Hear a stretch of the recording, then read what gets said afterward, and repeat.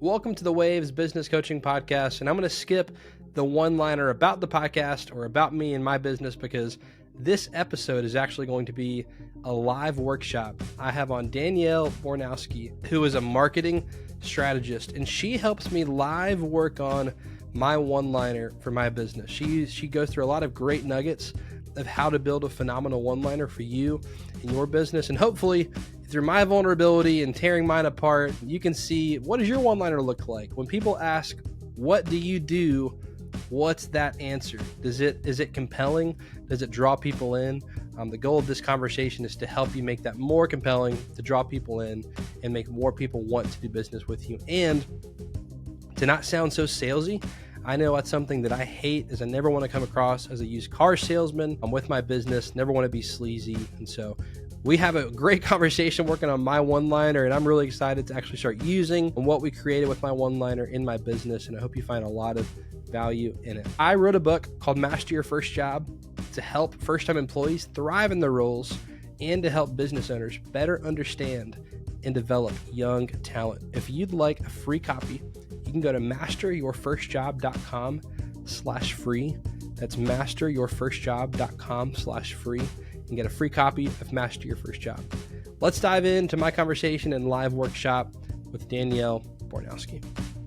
Danielle, thanks so much for being on the podcast today. Really excited for this interview, and I kind of get to hand the mic to you instead of the other way around, which will be interesting for this podcast. But I'd love for you to share a little bit about yourself and your story. I'm thrilled to be here today. This is one of my favorite things to talk about and things to do. So I am a marketing strategist, and my job in the world is to help people make smart marketing decisions. And so a lot of times they hear a juicy nugget from a podcast, and they read get a juicy nugget from a book, and they signed up for a course. Yeah. And so in their minds, like, they are doing all the things, right? They're like, I'm doing it all and it's not working. And it's not that it's not working per se, or that it doesn't or won't work. The thing is, it's not all working together. And sometimes it's just not the right strategy or the right space or the right time. And so that's where I come in, is just to help them figure out what are the right strategies and how do we take those juicy nuggets that they found and put them into a practice that will actually work. So a lot of times it's just a little tweak here or a little tweak there, or just adding one thing to beef it up or support it. Usually it's pretty simple though. And that is it's the fun part of what I get to do and help people figure out so they don't hate their marketing. So like for most people, it's like this thing in the corner of the room that they don't make eye contact with, right? It's the thing, the new marketing is like the thing that like moves on their to-do list over and over and over. And so I get to help people make it to where they look at that on their to-do list and go, okay, cool. That's what I'm doing today. I love it. And I'm excited for this because you and I are a part of the StoryBrand community. So that's where we kind of connected, and through a mastermind we're in together. And I love StoryBrand. I feel like I know it like the back of my hand. Can do it for other people. I feel like it's very difficult to do for yourself. I don't know if you feel the same way, but I'm like, really? I know the framework backwards and forwards. Very excited to see how you look at it through my business. And we'll make a one-liner. Before we dive in though, I'd love to know, I read a book called Master Your First Job. Danielle, what was your first job? I'm going to give you two answers, and I think people tend to do this. So I definitely babysat a whole lot, right? Yeah. As a teenage girl growing up.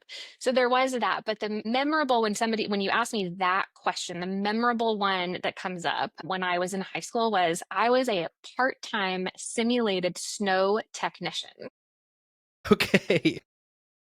So let that sink in for a second, because there's a lot of things in that title to break down. But that was just the fancy way of saying that I made snow cones at a Bahama Bucks, actually, for anybody that's familiar with that chain.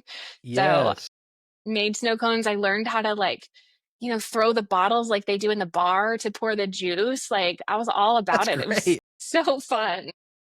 So we don't have any Bahama Bucks in Atlanta, but when I lived in Tampa, my wife loves Bahama Bucks. That's where I'm familiar. When you said part-time simulated snow technician, I thought like, are you from like Denver? Did you work at like a ski resort or something? Snow cones at Bahama Bucks. That's great. Yep. Love the official title too. That's amazing. So important as a high schooler. I was like, oh yeah, I'm awesome. That is someone who is like, we're going to put so much insider language into this job description, job title. No one's going to know what this means. Yeah. But they'll feel important. Oh, Totally. it's amazing. So let's dive in here. So we're in a group together. You talked about, hey, I'm trying to do some live one-liner coaching to demonstrate what you do. A one-liner is obviously very important. I love to ask you though, why are one-liners so important? Like, what can that do for a business? A one-liner really can make or break a business. And the reason I say that is because typically that's the entryway or the doorway to a conversation with you, to your business. So let's say you're at a networking event and somebody says, "What do you do?" If you say something and it doesn't land and resonate, they're going to just take off and go find someone else and ask them that question. But if you say it in the right way and use the right one liner, they are hooked, they are engaged, and they want to continue to have a conversation with you and develop that relationship. So that is the entry point. I know people will say your website is the window to your business. There are lots of, all those things are very important and valuable. But when we're building relationships with people, that one liner is critical. Yeah, and I mean, if used correctly, obviously, hopefully your one-liner is on your website. And I pulled up mine because I have my working one that I use, and I'm ready to get roasted by it and hear why it's not good. Is there a formula you typically go through, or how is there one one size fits all? Is it different for every business? What's kind of the formula you go through? Yeah, I believe in that kind of the art rule. Like you have to know the rules before you can break them. Yeah, that's So good. so you'll notice when you asked me to introduce myself, I did not actually give my one-liner or Okay. elevator pitch. And you'll certainly your one-liner will ebb and flow. So whatever it is that we create today absolutely will not be the same one you use in a month, probably as you get used to things. And depending on the situation, your one-liner will change. So a couple of points I want to call out before we even get into the actual formula. So the point of the one-liner is to essentially start the conversation. So you are trying to pique people's interest and intrigue them enough. Kind of, I mean, if people are familiar with hooks on social media, it's essentially a hook, right? You want to say something that will pique their interest to where they lean in and they're like, tell me more. So, slimy sales is something that I work a lot in my business to avoid, right? The reason that people struggle with sales and marketing is they don't want to be a used car salesman. And the thing that That's me. makes Yes. yes, yes, right. I would rather just like have the word of mouth and referrals because I don't want to sell because I'm afraid that I'm going to come off as Right. slimy. We've all had those experiences. Yep. And what makes a slimy sales experience slimy is that they don't have your permission to sell. Hmm. So that's the slimy. So a used car salesman is just like blabbing, on and all these things. And they just keep going. And you're like, please stop talking to me and let me run out of this dealership. But there's a way to sell without being slimy. And that permission is the key. So when you hook them with your elevator pitch or your one liner and they lean in and they are like, tell me more, they have given you permission to continue. So often in businesses, we have multiple products and services. And if we meet somebody at the grocery store and they say, tell me what you do, you're like, I don't know. I do this for this person and this for these people and this for these people. And you don't know. So what ends up happening is we just word vomit on them, right? We do this and Yeah. we do this and we do this and we do this. And my grandpa started the company 70 years ago, blah, blah, blah. And people are like, what? I have no idea what you do. Yeah. Right. And they don't know what to do with that information. When they say, "What do you do?" If you pique their interest and they're like, "Tell me more," then you can keep going and engage in more of that dialogue and that explanation.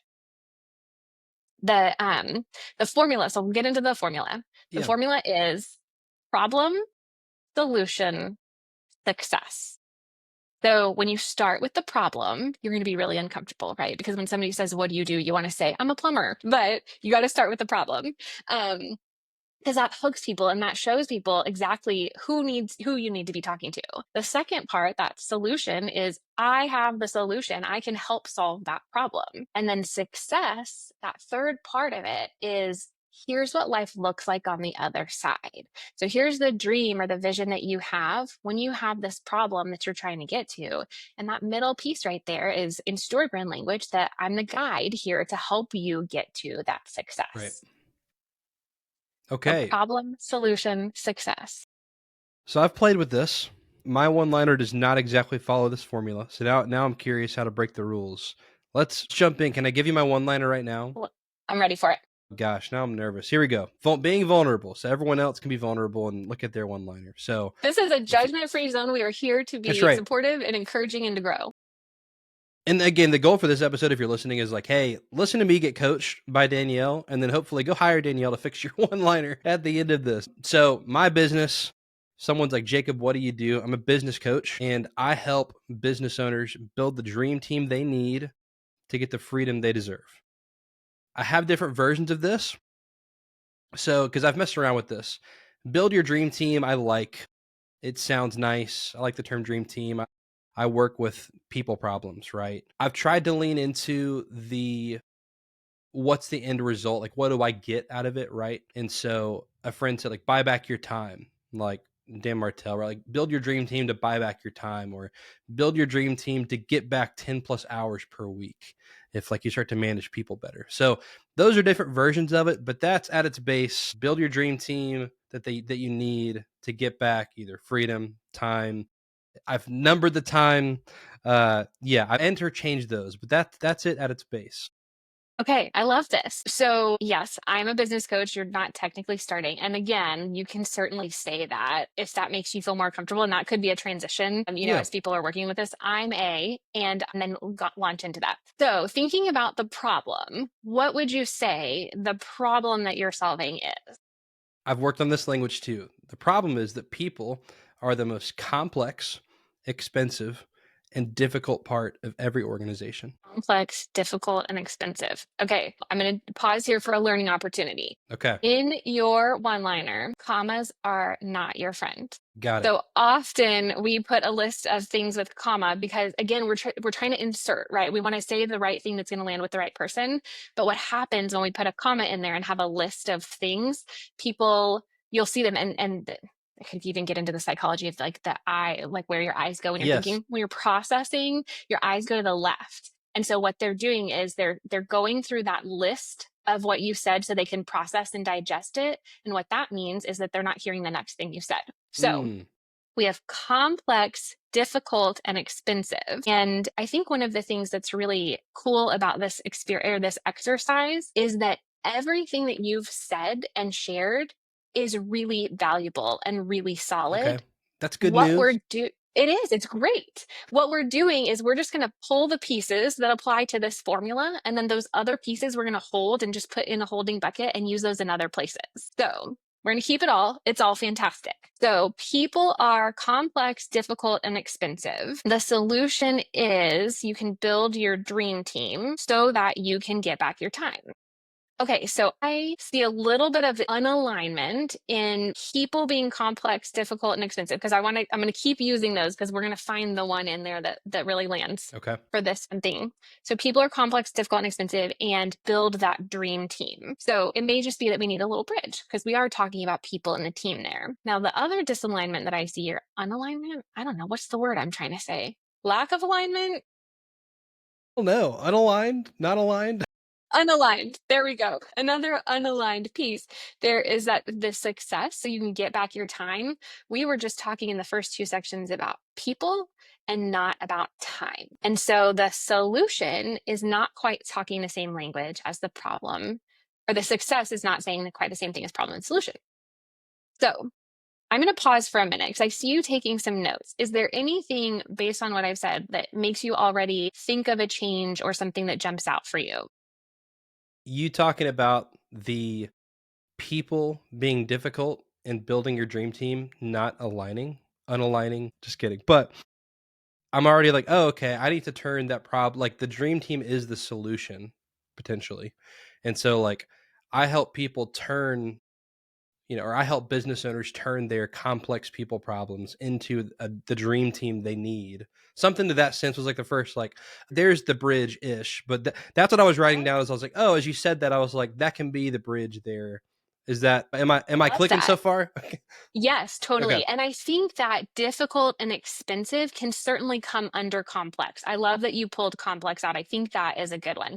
So business owners struggle with the complex side of people. I help them build that dream team so that they can get back the time or the freedom that caused them to start the business in the first place. Mm, So that's how Right. you can kind of bring it in, because that's why we all started a business to begin with, right? Some level of freedom, whatever that looks like. And if that is the ultimate thing, then that's what we're trying to accomplish. Now, I'm going to ask you this: when we think about the problem, one of the things that it's easy to do, and I'm not saying you've done this, Jacob, but I want to make sure that listeners have this little nugget here. When we're thinking about the problem, a lot of times we essentially think of our solution and then think of the opposite of that. Right. Yeah. And so we Yeah. assume that people are problem aware. When you're thinking about the problem, if you're struggling with the problem, the key is what wakes people up in the middle of the night as a struggle that relates to your business. So you can't,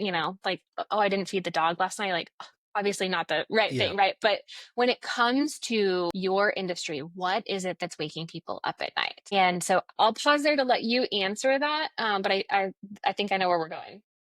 Yeah, so this is where I'm trying to mix two things. Is on one side, I think you have two problems that I'm gonna try to align and say are the same thing. On one side, you do have people that are just like, my retention is terrible. My people are walking out the door. My best people are leaving because the place across the street's paying them more money. Like, I can never get people to stay. Like, employees are more difficult to deal with now. Back in my day, people just worked and stayed loyal, and now they're asking for A, B, and C. It's just difficult, and that wakes me up at night. That's one side of it. The other side, what to try to bring in with the whole time thing is, man, I just don't have the time that I thought I would have being the business owner. And my week is just thrown by the wayside. Like, I make this plan on Monday, and by Wednesday, it doesn't matter. I've got nothing done I wanted to get done. And I tie it together because what I've found in working with clients is that usually the latter is because of people problems in their organization. What's keeping them up at night is like this freedom they don't have anymore as the business owner. And the solution is typically fixing your people problems. So that's where I'm saying they're related is, how people view them is differently, but I think they're the same problem. Absolutely, it is. You are completely right about that. If I had to take a guess based on conversations I've had, and you've had a lot more conversations targeted around this topic, I think that we introduce the problem as, I think the thing that's like waking people up is that like frustration that they don't have that freedom, right? That Hmm. their time is completely stolen from them every day. They, like you said, they sit down with this dream week and it never happens. Now, yes, the underlying problem is definitely the people side of things, but I think that those points that you made about I can't get people to stay and they're leaving for the place across the street, I think those can go in another bucket. So there are a couple of ways that we can handle this. Sometimes if you feel like your service or industry is nuanced or you just can't quite narrow it down, I'm going to give you a little bit of permission, but you've got to be able to justify it to me if you go Okay. do this in the world. And I'm telling this to listeners too, like they got to wrap themselves out and tell us they did this so that we can, talk through it and make sure. I'm just kidding. So sometimes you can follow that up a little bit, your one liner up with a little bit of a caveat like that. Okay. You got to be careful about it because again, we're just trying not to, like I said earlier, like we're not trying not to word vomit on people.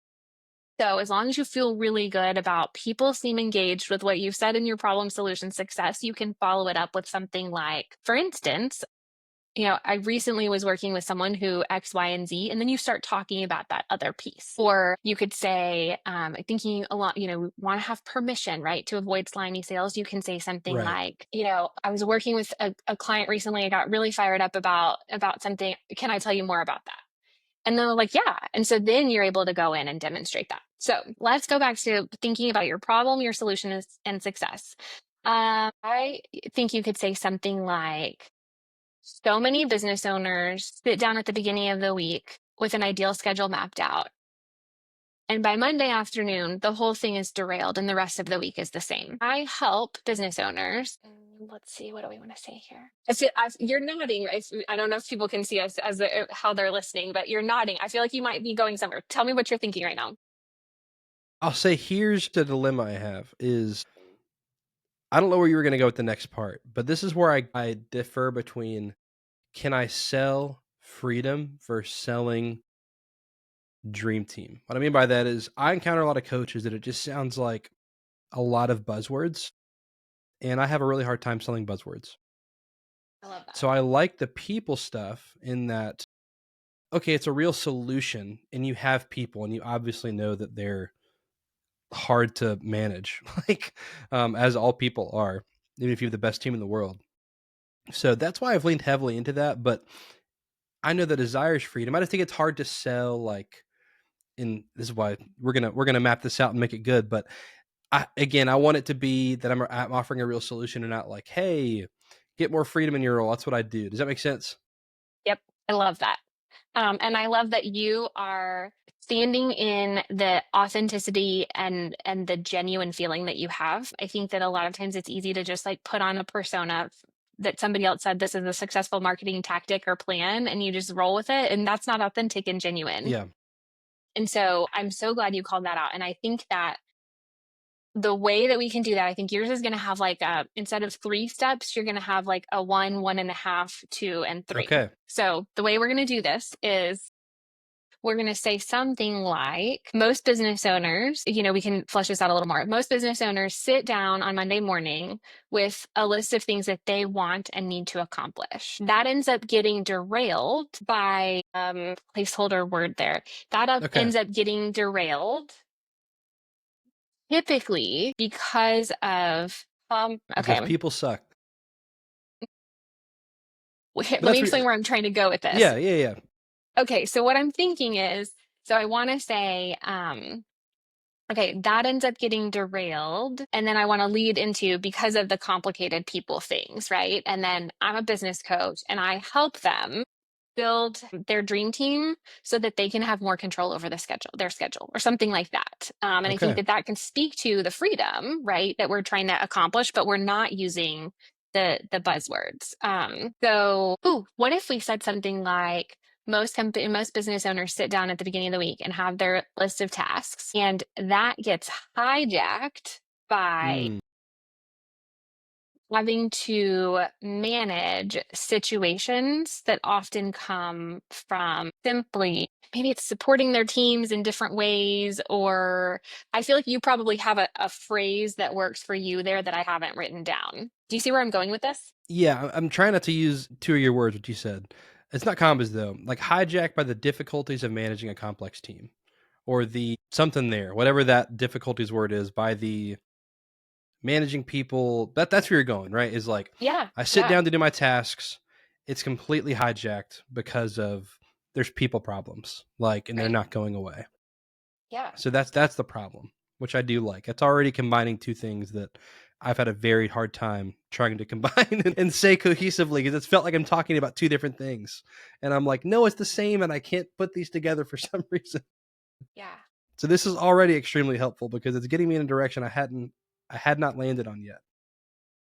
So if we said that most business owners sit down at the beginning of the week and have their list of things that they need to do, and that's hijacked by people problems. Here's the good news. It's the solution is typically some simple tweaks to how they are managing their team that allow them not only to build their dream team, but also to get back their time and the freedom that they started their business to begin with. That's a feels a little bit wordy. And that might be where once you kind of refine it down, you just start the next thing is just throwing it at the wall and trying it. Right. Yeah. So I tell people, um, that of course it's so uncomfortable. So do it in the first time, do it in a low stake situation, like at the grocery store where you're not attached to the outcome of somebody goes, that was weird. Or you go to a couple of people that maybe acquaintances, not even best friends, and you say, hey,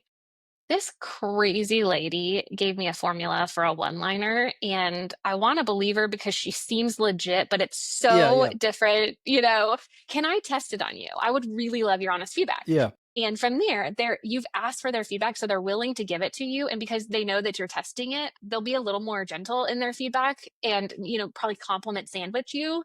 Right. which everybody loves a good compliment sandwich, right? So I just want to throw that out there for people too as they're listening. I don't want everybody to, like stop driving and be like, "Oh, nope, checking out here because this is weird." It's going to take some testing and iterating. So, what do you have written down right now, Jacob? Where are we thinking?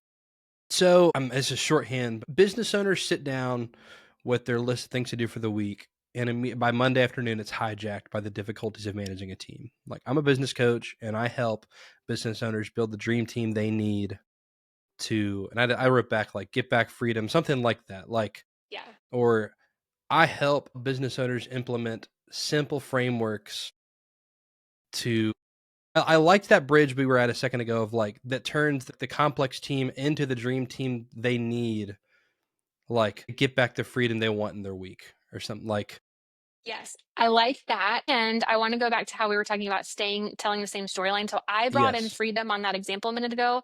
I think that we bring it back to instead of so they can get the freedom, so they can cross the things off their to-do list that they want to. And again, I'm trying not to get buzzwordy here. Yeah. I don't think this is, but like accomplish your most important goals, like accomplish the things that are most important to you. Cause maybe that brings in personal stuff too. Of like you said, you started the business because you want that freedom that comes with it, right? So whether it's working on the things you want to work on in the business, or even I saved you 5 hours to go to the gym or cook dinner for your family, like whatever that Yeah. is, that's where I'm like, I accomplish more. Or, but again, I don't want it to be saying three different things. So that's So let's here's where say, I'm word salading it. what if we said something? I love that word salad. Yeah. Okay. What if we said something like, so they have control of their schedule? I like that. And business owners love having control. Yes, that's again, that's connected to that freedom. I think that's we're not saying the freedom thing, but that's ultimately what it is. So I can do whatever I It's want when I control. want to, Yep. you know, It's control. and freedom. Yeah, freedom's control. Well, and that speaks to me. I'm like, I'm an Enneagram 8. So control is like the yes, that's what we want. And Love it. no, I like that. Control their schedule. Okay. Luckily, this is all transcribed, so I can actually go back and get the exact wordage. But so right now we're at, hey, business owners sit down at the beginning of the week with a lot to do. It's, by Monday afternoon, it's hijacked because managing a team is extremely difficult, or by the difficulties of managing a team. I help business owners implement simple tweaks to build their dream team and take back control of their schedule, or so that they can take back control of their schedule. Something like that. Something We're like moving in that. a really good direction. And that was this. Look, we're at 29 minutes, and that was after an intro, and we've already gotten this far. I already feel better about than what I had before, and I'm about to go change my website. So, Yay. That's great. after we get off, what do you think? I think it's great. And I think that here's another thing to point out. Man, I can just talk about this stuff all day. So one thing to remember is you've got a written spoken version and you've got a spoken version. So as you're noodling around in this, the way that we are talking about this, you might find that the version that we're going feels better written, where it can go on your website, it can go in your social media bios, it could go on the bottom of a flyer, and you might say that you might change it up a little bit for a spoken version. So I go to a lot of in-person networking events, and I definitely feel like I talk about what I do differently than how I write about it. So if you feel like you're noodling, you feel like you're like there, but it still doesn't quite land, think about it about where you're going to put it. Are you going to use this in speaking or are you going to use this written? And that might be just the small tweak that needs, or the small thing for you as you go, oh, I'm writing this like I'm writing, and that's great. And now I have that version. Now, how would I tweak it just a little bit to sound more personal and engaging in a one-on-one conversation? Your bathroom mirror is a great example, or a great place to test that out and talk about it, just saying it in the car. Definitely, there can be two different versions. And I will say a question that I get a lot is, okay, well, I have different services and products or offers that really are very different or for very different people. And my answer there is I believe that there is a way that we can get to the root of what you do as a business or company or organization and have a general one liner. Also, you can have one-liners about multiple products and services. So if you find yourself kind of just, maybe you have a problem and a solution that aren't in alignment and you're struggling with that, it's probably what it is, that you're thinking about one product, you're thinking about another offering, Right. and that could be. So dump it all Right. on paper and then start drawing the lines to connect those webs, or connect the dots between the few. And then maybe you do it for your multiple offers first, and then see how you zoom out and think about it for your business. That could be This is helpful. great. It's funny. You can't see my chicken scratch, but I wrote down to ask you that question, and I figured I knew the answer. But do you need a one-liner for every product you offer? And I'm with you in that I want a really good umbrella of this is who I am, what I do. And then if it's like, well, what kind of workshops do you offer? I can say, oh, this problem. Well, I have a solution. Here's the solution. I do this workshop, which I have mapped out a little bit, but it being aligned too, I think is important. Is it important? So if I'm making a one-liner for different, we'll just use my example, like workshops that I offer for teams. Do they need to use the same language, or am I free to kind of, if this workshop is very specific, just use that language? And not that it's not Sure. aligned, but I'm not reusing language or words. Yeah, Okay. definitely. When you're running a business, there are a million problems. Yep. That's right. That's right. Million problems. So if your different workshops handle different problems, that absolutely is okay. Okay. You don't have to stick with the script from your umbrella I love it. one-liner. Okay, I'll kind of wrap up our conversation with this. If there's one takeaway that someone listened to our little live workshop of getting my one-liner down, if there's one takeaway from our conversation today, what would it be? Ooh. I know, What do you it's mean? tough. It's Distill it tough. down. I think the critical piece of it is that you don't want to make this about you. And that's when you word vomit, and that's when you just throw That's all of right. the stuff that's when you don't have permission. And so if you can think about the person on the receiving end first and foremost, that really will help, whether you stumble on your words or you add a couple of commas or whatever. If you're coming at it from an intention of putting them first, that's going to convey even more than the perfection of the words that you say. I love it. Danielle, where can people connect with you if they want to do this for themselves and get their one-liner done? Where can they connect with you? Yeah, I'm on all the platforms. My business name is DQB Strategies. Now, I will explain this. DQB is my initials. Okay, so remember Dairy Queen Boy when you're looking for me, not DBQ. But now that I've said it, I've placed in your mind. I'm DQB Strategies on all the platforms. I love to hang out on LinkedIn. You can find me, Danielle Bornowski. And I would love to chat more about this with anybody who wants to talk about their one-liner. I love it, and I'll have that linked down below. Danielle, thank you so much. I felt like I just robbed you with you being a guest on my podcast and getting some one-liner work done. Really appreciate you being on. I hope this has been so fun. I love doing this. I love it. Everyone, thank you so much for watching and listening to this episode of the Waves Business Coaching Podcast. Take care.